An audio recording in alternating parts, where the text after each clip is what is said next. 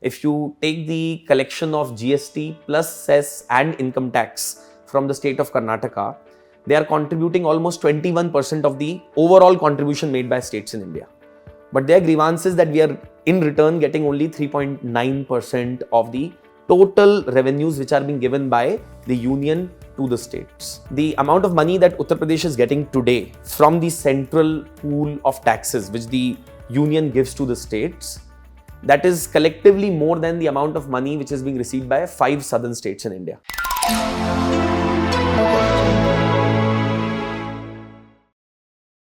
Hello aspirants and welcome to our conversation series video. The topic for today's conversation is Federalism in India, its challenges and opportunities. In the last decade, government has been emphasizing on competitive and cooperative federalism. However, many states have emphasized that the funds of goods and services tax compensation is not appropriately given to them, and this has led to confrontational federalism.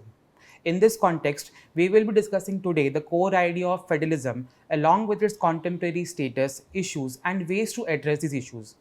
Joining us today will be our senior most polity faculty, Mr. Jatin Gupta Sir. A very warm welcome, sir. Thank you, Paritosh.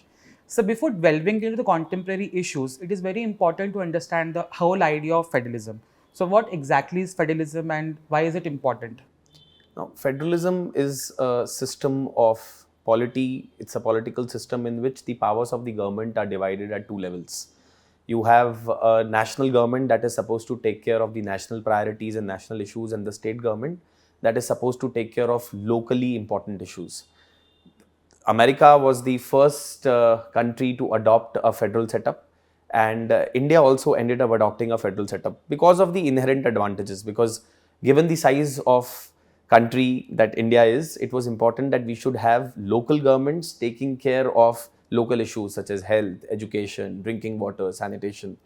And at the same time, we want to ensure that we should have a uniform policy on issues such as defense or external affairs or the economic policy of the country, which are handled by the union. So Indian constitution very carefully divides these legislative, that is the powers to make legislations or laws, and the executive powers, that is the power to implement the laws between the union and the states in the constitution. For example, if we look at provisions of Article 246 of the constitution, read along with Schedule 7, the constitution makers have carefully divided the subjects between union and the states. We have 3 lists in Schedule 7.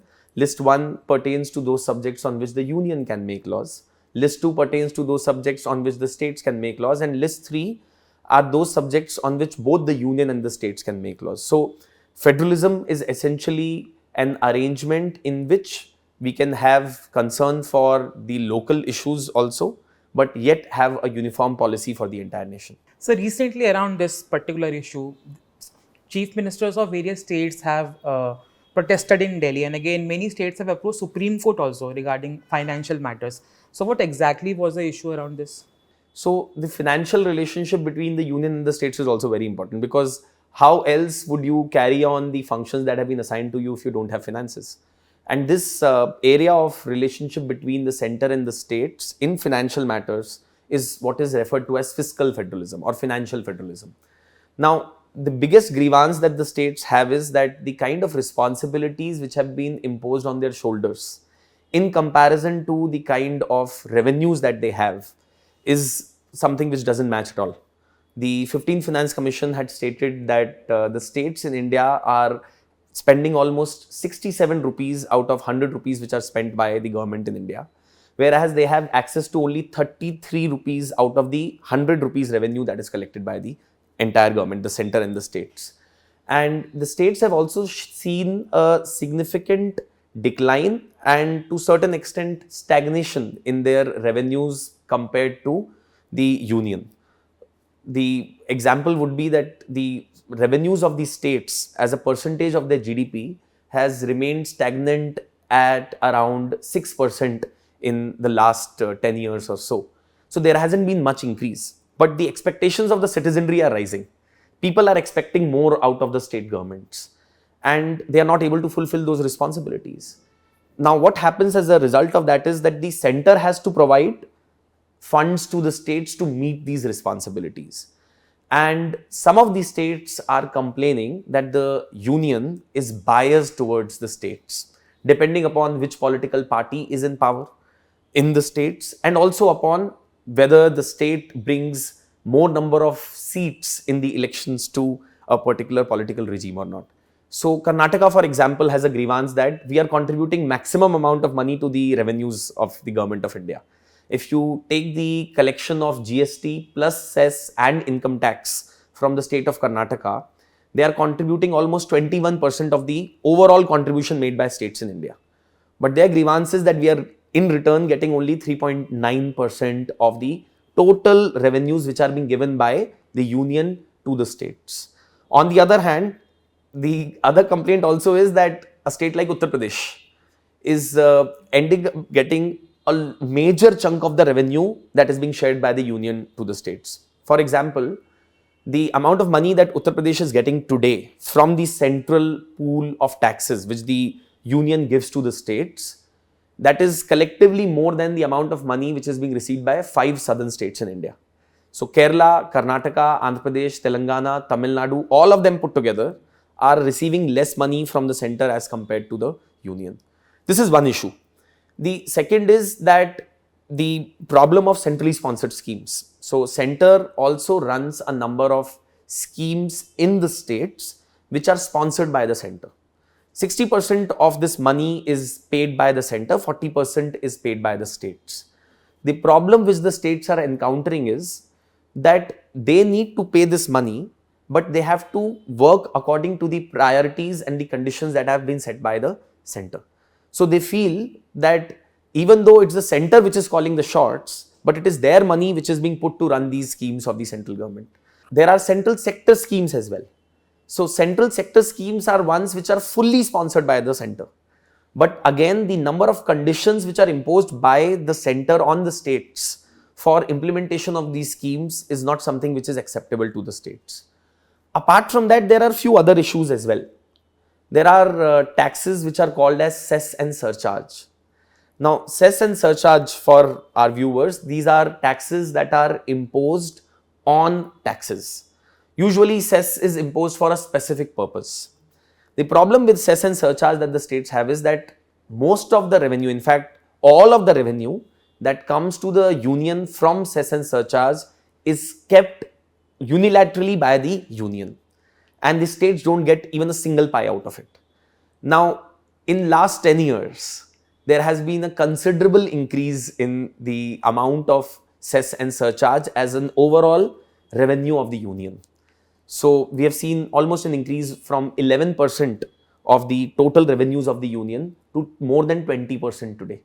So that means a sizable portion of union revenues are not being shared by the union with the states. Plus, on top of that, the grievance that the states have with respect to the Finance Commission recommendations as well. Finance Commission is an independent body which has been created under the Constitution so that the center can devolve funds to the states. But the problem that we see is that the recommendations of the Finance Commission, how the money has to be distributed between the states, is dependent on a particular formula. In that formula, you would see that population plays a very major role. 45% of the criteria for deciding which state will get how much funds from the central pool is population. So now the states that have been able to control their population in last 30 to 40 years are complaining that we are being disincentivized to control our population. And in fact, the states which have not been able to do so have been incentivized to further increase their population, therefore increasing in the pool of revenues that they have. So these are some of the major concerns that we see as far as fiscal federalism is concerned. Plus, on top of that, there have been concerns related to GST as well, because some states feel a few concerns around that also. Sir, as you talked about GST, so the brought in of GST as a tax regime has again changed the whole financial relation between center and the states. How exactly has this impacted the relation between the center and the states? Now, when GST was introduced, the promises that were made to the state was that it would firstly help in ensuring that the cascading effect of taxes that we have in the country can be removed. Cascading effect means that we should not have any tax on tax. Because of the input tax regime, it will help in boosting the economy. The second was that once we would have all the indirect taxes replaced with GST, it would simplify the tax regime in India and would improve the collection of the taxes for the government. And plus, having a single tax regime would also bring economic advantages, because now we can act as a single common market, single common economy. But the concern is that the states always felt that there is going to be a loss of revenue and autonomy which will happen as a result of implementation of GST regime. The center promised them that we will be compensating for the loss of revenue that will occur to you for 5 years, if at all there is any loss of revenue due to the implementation of the GST. But there have been some problems related to that. More importantly, the states also feel that they have lost a significant portion of their independence to impose indirect taxes of different form as a result of coming under the GST regime.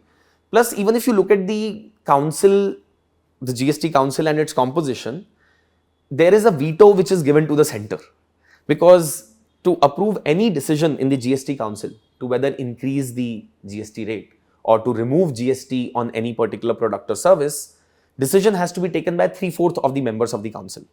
Now, what is the composition of this council? You have the union finance minister, you have representatives of the union, and you have the state finance ministers as well.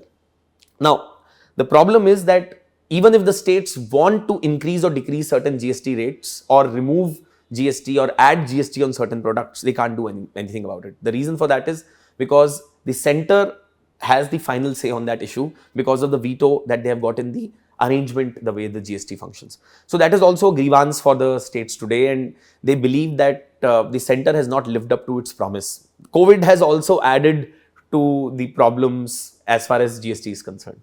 As you talked about COVID-19 pandemic, so it also, the COVID-19 pandemic altogether brought in a change in the relation between the center and the states. How exactly has it impacted as far as the fiscal federalism per se is concerned? The biggest impact of COVID was that there was a slowdown in the economy.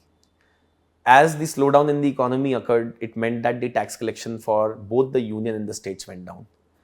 Now, when the union started facing problems with respect to its fiscal collections, the first impact was seen in the compensation that they were supposed to provide to the states. So they started telling the states that there will be a delay in the compensation that we promised to you under the GST regime. So states were not happy. And another problem was, now the state said that, okay, if that is the case, at least let us borrow more money from outside. Let us borrow money from the market. Allow us to borrow money from different sources. And in the Indian constitution, the provision is that the states cannot borrow money within India unless the center gives them approval if they have an outstanding loan to pay to the center. So this is provision under 293 of the Indian constitution, which means that center can impose conditions on the states if they want to raise further money, if they have an outstanding loan to pay to the center. Interestingly, almost all the states in India have an outstanding loan to pay to the center, considering how the financial situation is. So the center said that, okay, we'll increase the limit from the 3% of the borrowing to 5% of your gross state domestic product. But this 2% increase will come at a condition. And what is that condition? You need to enroll in One Nation, One Ration Card. Now, the moment you enroll in One Nation, One Ration Card, see, labor surplus states are happy over it. Because what is One Nation, One Ration Card? You may be a resident in X state, you work in Y state, you can use the same ration card to avail of the benefits of PDS irrespective of the state in which you are working. Now, what that means is that labor surplus states which are supplying labor to the other states will be happy over it, because they don't now need to foot the bill for the ration which has to be fed to people from their state. But the states that are importing labor, industrial states, Karnataka, Maharashtra, Tamil Nadu, they are not happy over it, because that means that now they need to pay the money for the ration that has to be provided for the labor from the other states. So that is one problem. Even if you look at the vaccine policy of the central government during COVID, it was a problem, because center told the states that 50% of the vaccines need to be procured by you directly from the manufacturer. The problem is that you have to then get into an arrangement with the manufacturer yourself, which could mean that the price at which you will procure the vaccines can vary. And the states were not happy over this. That why should there be a differential pricing for the states when we are procuring vaccines from the states, from the manufacturers, because of the directions of the state. Another issue cropped up was related to the PM Care funds. So the Ministry of Corporate Affairs, for example, released a notification that the PSUs will be giving so much portion of their CSR funding to the PM Care funds. The states were aggrieved. The states didn't feel happy over it. Why? Because now what that means is that the money that would come into the Chief Minister's Relief Fund in order to deal with various issues during COVID, they would not be able to get that funds. Plus, on top of that, if we read Article 292 and 293 of the Constitution, the Union in India can borrow money from outside India. So they can get foreign aid. States cannot receive direct foreign aid. So let's say if I am an international foundation that wants to support a particular state to deal with COVID, I cannot give money directly to a particular state. In order to do that, I'll have to go through the center. So the states have a grievance that even if I want to receive any foreign aid to deal with disasters like COVID, I would have to receive it through you and dependent on the conditions of the center. So all of these problems add to the grievances of the states that we are not having enough finances to even deal with the situation such as COVID-19. Plus, of course, there was a lot of other measures as well that were taken during COVID, which reflected centralization and which the states were not happy over. For example, imposing of lockdown under the guidelines issued by the center under NDMA Act, National Disaster Management Act. These also were some of the issues apart from fiscal issues. Sir, again, you discussed it very comprehensively. There has also been a issue around the role of partisan role played by the governor. How exactly is this issue impacting the center-state relations? So to understand the role of the governors is very important for us to understand that, see, who appoints and removes the governor? It's the union government, which means that naturally the governors would follow the directions and the dictum of the union government. And this is how it has been for a very long time. Ideally, governor's position should have been impartial, should have been non-partisan, but practically that is not what happens. As a result of that, we have seen certain utterances that have been made by governors against the functioning of the state governments in India from time to time. Keeping this rhetoric aside, there are certain constitutional issues as well. A governor can reserve a bill that has been passed by the state legislature, which has been sent to him for approval, for the assent of the President of India. We have seen recently in case of Tamil Nadu that the bill passed by the state legislature related to NEET was reserved by the governor for the assent of the president. Once a bill is reserved for the assent of the president, it means that the president now gets into control of that bill and he can even keep sending the bill back to the state legislature for their reconsideration, which means that there is a possibility that a law which has been approved by a duly enacted legislature in the state may not come into force because the center does not want to come into force. One example that comes to my mind is the Gujarat Control of Terrorism and Organized Crime Bill.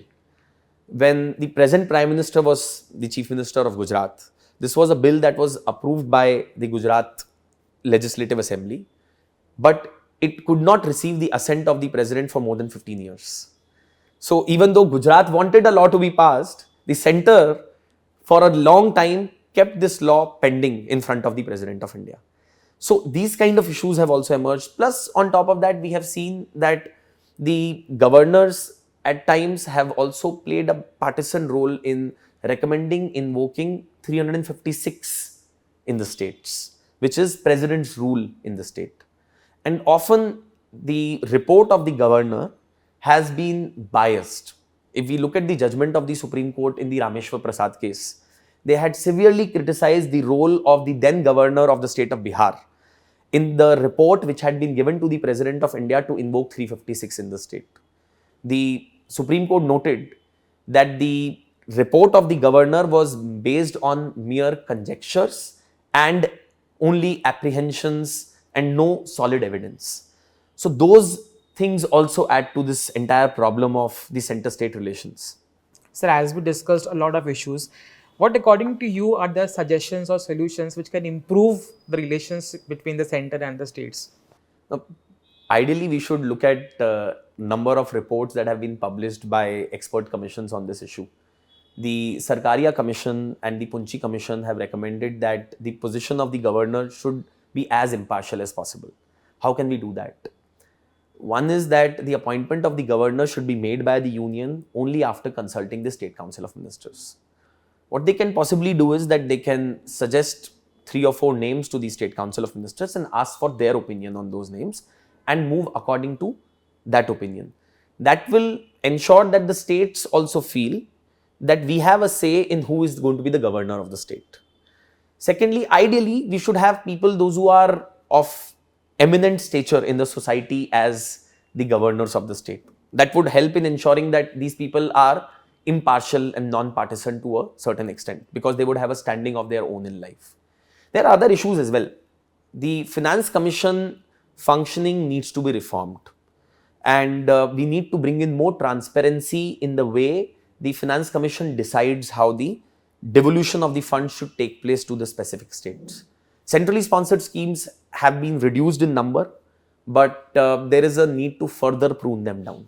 We need to give more fiscal room to the states. We need to give them more autonomy.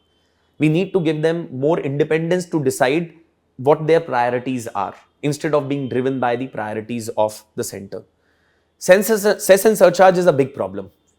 So center needs to avoid imposing cess and surcharge so that the overall revenue which is collected by them can be shared between them and the states. Because see, one of the problems which has happened after 14th Finance Commission recommendation, there has been an increase in total money that is given by the union to the states.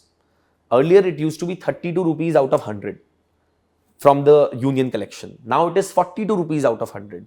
But states are complaining that our overall funds that we are getting from the center have actually reduced, because the portion of cess and surcharge has increased, which you are not sharing with us.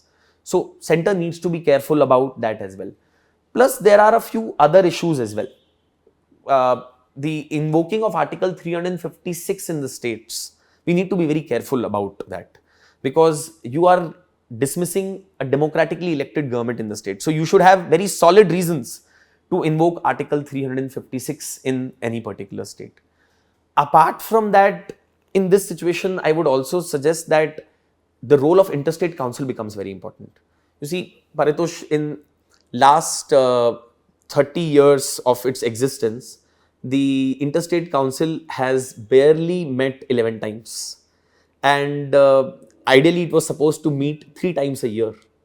So interstate council was a mechanism through which state chief ministers, prime minister, union ministers should come together on the same table, discuss issues which are of common interest to them, conflicts as well. But it has remained as a defunct body. So we need to revive this. The Punchi Commission has also recommended upon the revival of the State Finance Commission. Plus, on top of that, the special category status is another issue, because now that we have seen the chief ministers of Bihar and Andhra Pradesh have a considerable say in the way the central government is running, they may ask for special category status for the states of Andhra Pradesh and Bihar. So we need to be very careful about awarding this as well to these states, because it's like opening a Pandora's box. Once you end up giving special category status to Andhra Pradesh and Bihar, other states will also follow. Odisha will be the next one to follow, and there may be some other states as well. So we need to be careful about that as well. Whatever we do, we should do it as per on basis of an objective study and on the basis of some material evidence. So continuing with what you said, recently after a decade, we are going to have a coalition government and it's formed, right? How exactly, and I would like to ask your opinion, how this coalition government will be taking away or will be delving to the center-state relations forward? Now, talking about the coalition governments, we know that the present government at the center is in power because of the support from some of the regional parties. And we cannot deny the fact that there has been a certain amount of centralization that has taken place in last 10 years due to the politics of the country, because there was a strong government at the center and there was a concentration of powers that happened towards the center as compared to the states. With the emergence of the coalition government, where now they are dependent on political parties from specific regions for their survival, I believe that there will be more room for the states. There is possibly going to be demand for special category status. It will be also interesting to see when the delimitation exercise happens very soon. Allocation of seats in the Lok Sabha to specific states, an increase in the size of Lok Sabha. What will be the criteria that will be used by the delimitation commission? Because I'm very sure that some of the states that have been able to control their population are going to bargain hard with the union now. On top of that, there is also a possibility that the finance commission that has been formed, the 16th finance commission, their recommendations would also have to take into consideration the interest of some of the southern states. Considering now that we have a chief minister of a southern state also as a coalition partner of the central government, there will be repercussions of that on the recommendations of the finance commission as well. So overall, I see that it will help in further strengthening federalism. It will possibly lead to more cooperation between the center and the state, something that we have seen missing to a certain extent in the recent past. So lastly, I would like you to maybe guide our students how exactly a student should approach the topic of federalism as far as the UPSC examination is concerned. So this is a very important topic for the examination. If you look at previous year questions in mains, you would see that almost every year 2 to 3 questions are asked. I think some of the topics that they should prepare very properly would include fiscal federalism. They should understand the issues related to the appointment of the governors, removal of the governors, partisan role played by the governors. Another theme would be the use of agencies which are controlled by the center and how we can ensure greater transparency in their functioning, whether it is the CBI or the Enforcement Directorate. Another could also be about disaster management, because during COVID-19 we did see centralization of decision making.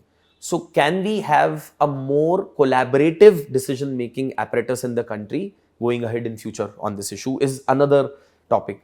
Also, UPSC has asked questions related to some of the specific tendencies of the constitution as well, which are unitary in nature, and how we can overcome those specific tendencies by evolving mechanisms such as interstate council.